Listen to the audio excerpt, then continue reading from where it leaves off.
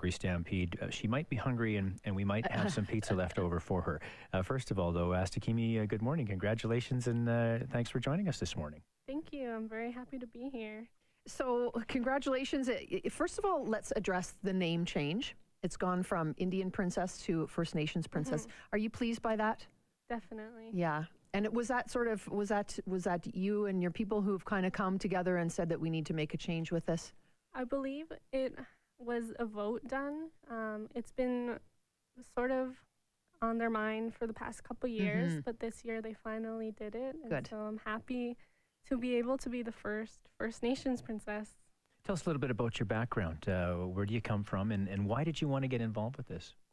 I am from the Siksika First Nation, and I wanted to be a part of this because I love what the First Nation princess is, and I love what the Calgary Stampede represents. And I wanted to be able to represent Treaty 7 and the Calgary Stampede in a positive way, and also influence others to be a part of it as well, because I truly think it's a great opportunity.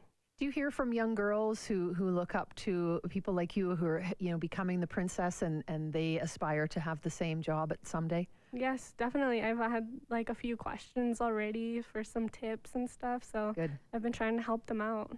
The screening process, I mean, it's quite nerve-wracking, I assume. How was that whole experience for you? Oh, it was a little intimidating, honestly.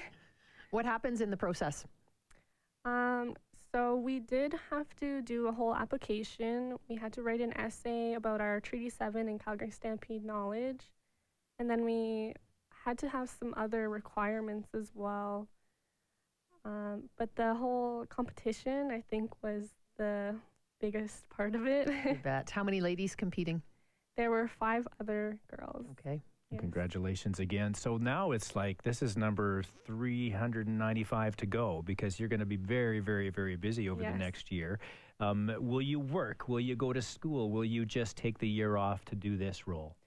So right now I'm still upgrading, and I'm taking biology to hopefully get into the vet program at U of C. Good for you. And I'm also still the Indigenous liaison for the town. I'm going to have to work out a good balance, though. Yeah, I don't. You're gonna have much time for school. Yes. That's a tough one. Yes, but my school and my employers and the staff there are very supportive, and they understand that this is a pretty big deal. It is for sure. How many appearances do you actually make over the year?